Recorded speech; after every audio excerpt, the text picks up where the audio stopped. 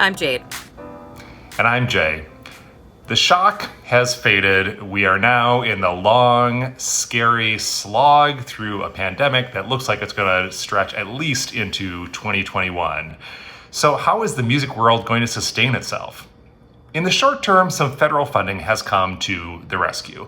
The Small Business Administration has released a list of all the businesses that have borrowed money to protect their payrolls, and the list includes record labels like Sub Pop and Third Man, includes some music venues, includes at least one vinyl pressing plant, and actually also includes some music groups that are big enough to basically be small businesses or even not so small businesses because of all the crew they employ. That includes bands like the Eagles and Pearl Jam and Disturbed. Each of those groups borrowed over $350,000. Well, then there are bands like Bootstrap Boys, Woe Dakota, and Paul Cherry. Successful bands, but not bands that have that $350,000 payroll. In fact, they're barely paying themselves. Vice talked to these artists who are heading back for their day jobs just so that they can pay rent. And some of these artists are potentially going into risky areas like the service industry. In fact, they talked to Bootstrap Boys frontman Jake Stilson, who's working as a bartender at a brewery in Michigan. And he admitted that he was pretty scared about COVID-19. He said, "You want to be able to chase your dreams instead of just serving beer when it's not safe. Is it worth my life to try to have a livelihood?" So artists like Boyz II Men and Meghan Trainor aren't looking for bartending work just yet, but touring's off the table and every artist is trying to find some way to make a buck.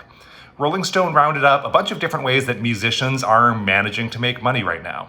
If you have a significant following, you can get a brand like MasterCard to sponsor your live stream. That's what Meghan Trainor did.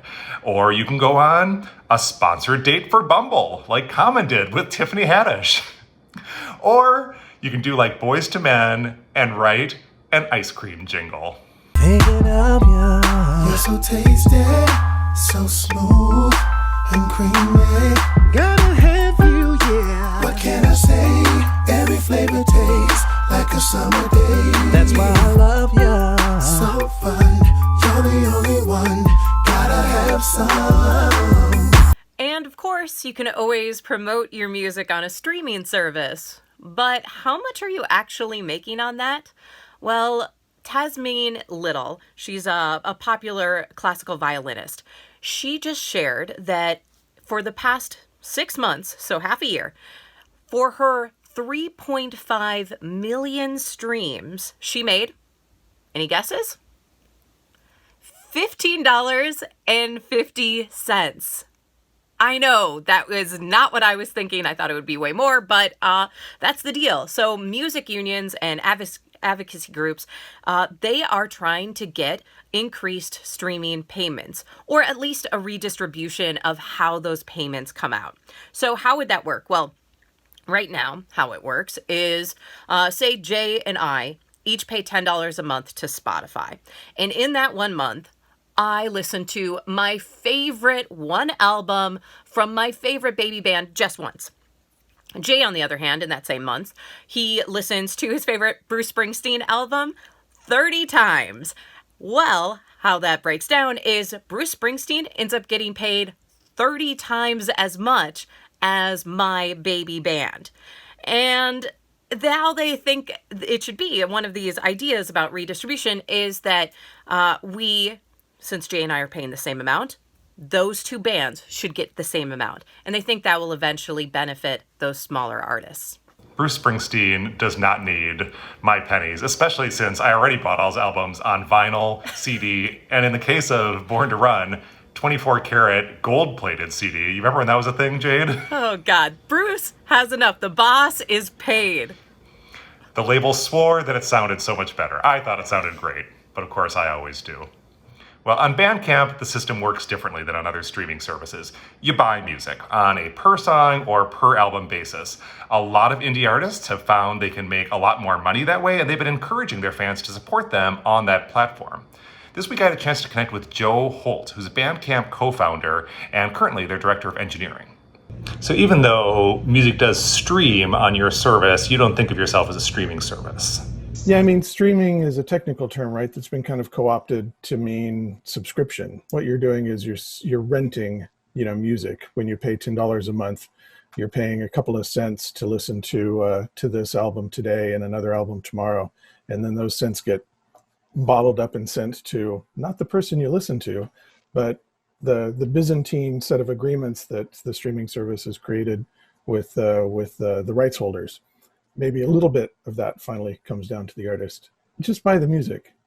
just just if there's an artist you like, just go to their page and just buy their music. Whether it's on Bandcamp or someplace else, whether post pandemic you go to a show and they have a merch table, just buy it. Just give your money to the artist. It's as simple as that. Despite the growth of Bandcamp and the large recognizable artists who are on the site now, which I love. If you go, for example, to Sufjan Stevens' site on Bandcamp, the lyrics to all of his albums, I put them in myself. I asked the label if they wouldn't mind, and they said go for it. And being a huge Sufjan fan and knowing that there were a lot of bad versions of his lyrics out there, I was like, this is what I love. But yeah, it doesn't get old. Seeing a band able to do a little bit more because of their sales on Bandcamp, I just love it. Yeah. And so you're on the engineering side of the business. What kind of challenges have you been facing on that side of the business with the, I presume, rise in traffic? Oh, yeah. The first COVID fundraiser we did on March 20th this year, we had about 15 times as much traffic to the site as a typical Friday. Previous to that, we'd seen like 3 or 4 times, the traffic on our fundraisers. So we were engineered for that kind of level. And, it was like all hands on deck. As soon as sales really started taking off on March 30th, no matter what you were working on that day, you set it aside and you helped keep the site running. Fortunately, the worst that people saw was just it being slow. We couldn't sell as much as people wanted to buy. And that's the current music news.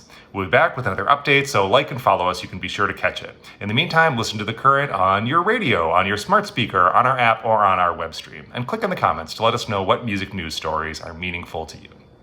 So we'll leave you with another artist that has decided to try and make some money, not making her own music. That would be Jennifer Hudson, who's going to be starring in an upcoming biopic as the Queen of Soul. And in fact, Aretha Franklin, before she died, hand-selected Jennifer Hudson to play her. The upcoming new movie is called Respect, and it's hitting theaters around New Year's.